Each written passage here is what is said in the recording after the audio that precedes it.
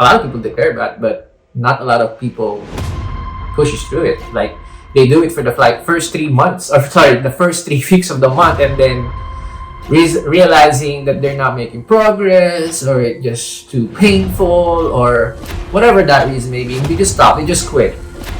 And the reason why that happens on that example is because you probably did not think through what that actually means to you. Room for change, growth. And I want to focus about that growth part. I think that's the reason why it happened to most of us, because if there's nothing changing in terms of your learning, your perspective, it starts turning into a burnout situation. It becomes annoying. It becomes not worth it. It becomes so monotonous that it doesn't really matter. I mean, you're gonna do this, so do that. But life is more than that. Welcome to Start With You podcast, where we explore the journey of finding your true self and unlocking your full potential. I am Mark Guerrero, and each episode will share stories and insights from those who have discovered their why, along with the tools to help you grow on your own journey. Let's embark on this path to self-discovery together. So here's a question. Are you someone who is so excited on a Friday that it's going to be a weekend?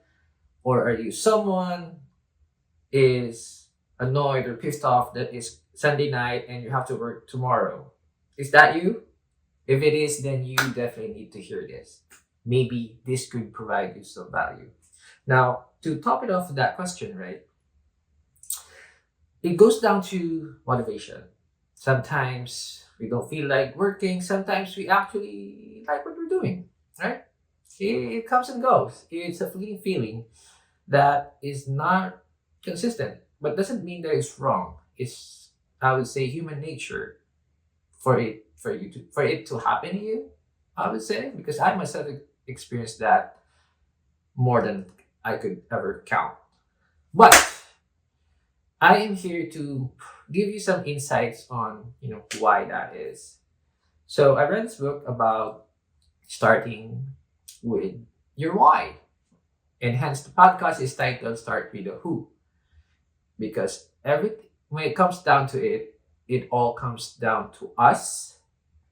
No one's gonna help you other than yourself. Basically, that's the premise of this podcast. And why it's self-discovery, because self-discovery and self-education is something everyone should be obsessed with, I would say. I don't know. But for me, that's how it is.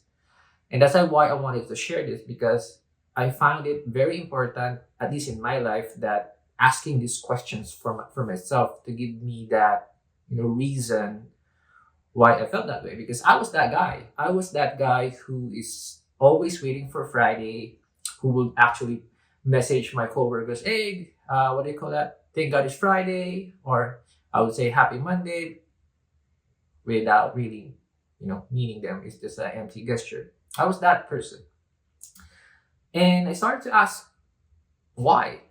Why is it that when I first had my job, I was so excited, getting my first paycheck, getting that number come out of your bank statement, right? And then you get to withdraw it. That feeling of excitement and makes you want to, work more because it is your own sweat and blood. But through the years, it somehow faded, right? Is that you? Is it just me? I think most of us feels that way. So the reason why that happens is really just a misalignment, or maybe you're not asking yourself that much, having some sort of conversation with yourself.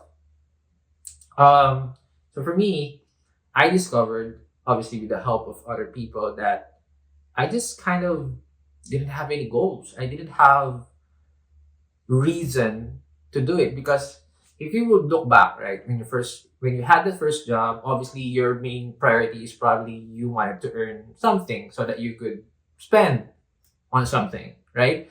That's pretty much the general reason for people who wants to work at first. But when you actually get that income, you get to pay, you get to buy things, you get to pay your bills, right? You have that some sort of stability in a way. And having that monotonous mindset made me realize that, what's next? I mean, is that it? Now that I've achieved some sort of stability, quote unquote, it's not like I'm able to buy whatever I want or go wherever I want. There's just some middle ground wherein I can pay my bills and I'm able to, eat somewhere at a fancy place sometimes. So you reach a point of like, again, some sort of stability. And it starts to feel like your work is not that exciting anymore because you're doing this for so long. There's not really room for change, growth. And I want to focus about that growth part.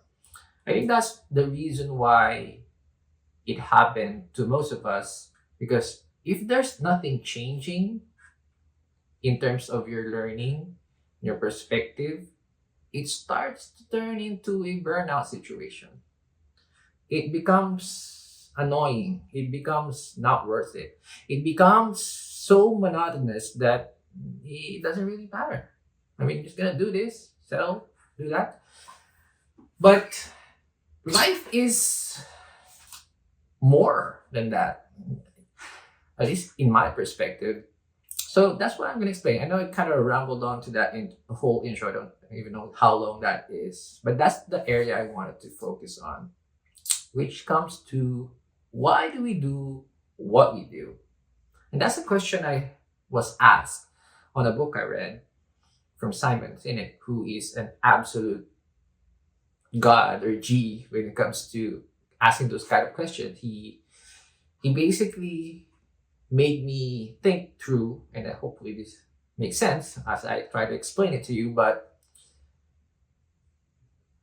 in order for a person to have a fulfilling life, he or she should have some not grander but a bigger why in order for you to do what you do and how you do it. For example, let's say, this is going to be common whenever every, I guess, New Year's, right? Or every birthdays where you said, starting today, I will be fit or I will be more healthier. I would be a runner. A lot of people say that or declare that on New Year's because it's the New Year. It's part of the New Year's resolution. But what does that actually mean? It's not just what does that actually mean, right? For example, a lot of people declare that, but not a lot of people pushes through it. Like they do it for the first 3 months, or sorry, the first 3 weeks of the month, and then realizing that they're not making progress, or it's just too painful, or whatever that reason may be, and they just stop, they just quit. And the reason why that happens on that example is because you probably did not think through what that actually means to you. Because if your why is bigger or more solid than your what, which is your action, then you'll probably be able to do the things that you said to do. So let me break down that one. So on our example, we said we wanted to be a runner. So what does that mean? Being a runner means maybe running 5 kilometers straight, or maybe running a marathon. It depends on what your goal is. So basically, having a why, a general statement that covers a bigger umbrella, and then defining some sort of steps under it would allow you to fight harder for your why. Meaning again, going back on this example, being a runner, and then identifying what that means to you. May that be running a marathon, running a 5K nonstop. That's gonna be your goal to being a runner. So if your why is gonna be a runner, your what would be running 5K or running a marathon. And then your how would be, how do you get to that 5K?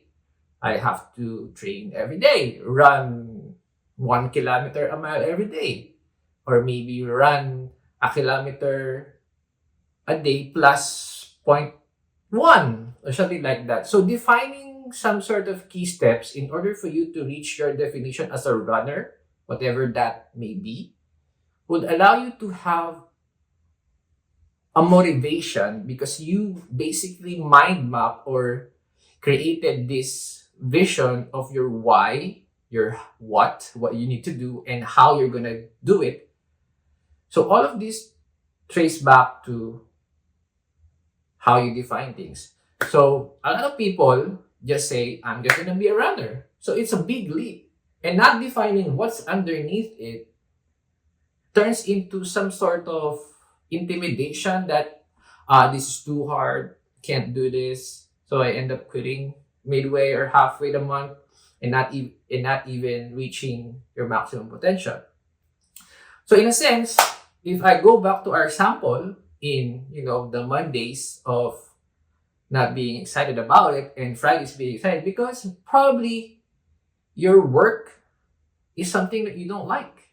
Your work, you don't understand the mission of the work that you're doing. So you have to find the reason why you work in that organization to begin with.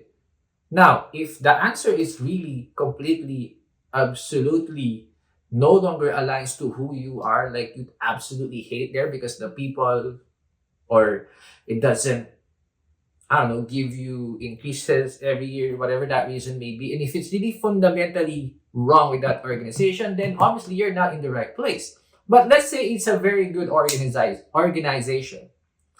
And for some reason, you still don't feel like you're growing. So what I would tell you is that define your reason on why you do what you do in that sense. Again, going back to our example on I want to be a runner, right? Having that vision or that statement of your why, whatever that may be, maybe you just like fixing things. For example, on my end, I am a software engineer. I have this trait or attribute like I want to tinker on things. I like to understand how things work. So being a programmer actually aligns to me because that's what basically my work is, but only in the software side. So there's that feeling of accomplishment every time I basically fix things in their system. So having that kind of like fundamental basis, try to expand it into a sense of again, it's gonna be up to you.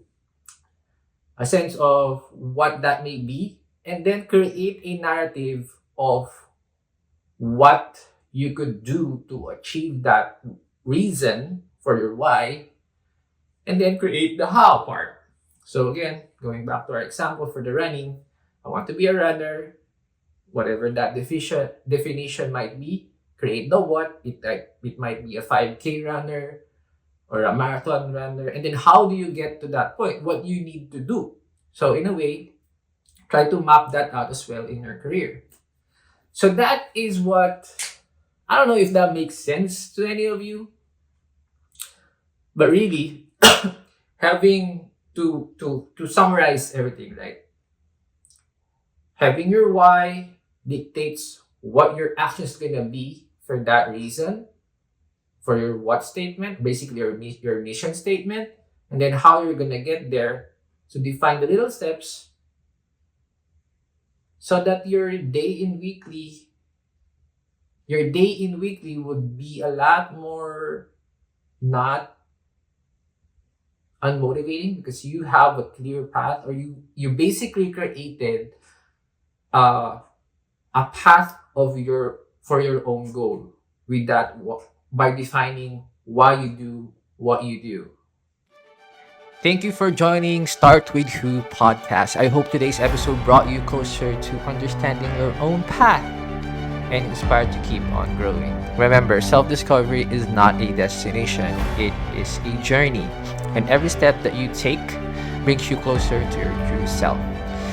If you enjoyed today's episode, be sure to subscribe and share it with someone that might benefit from it. So until next time, keep asking those important questions and stay curious.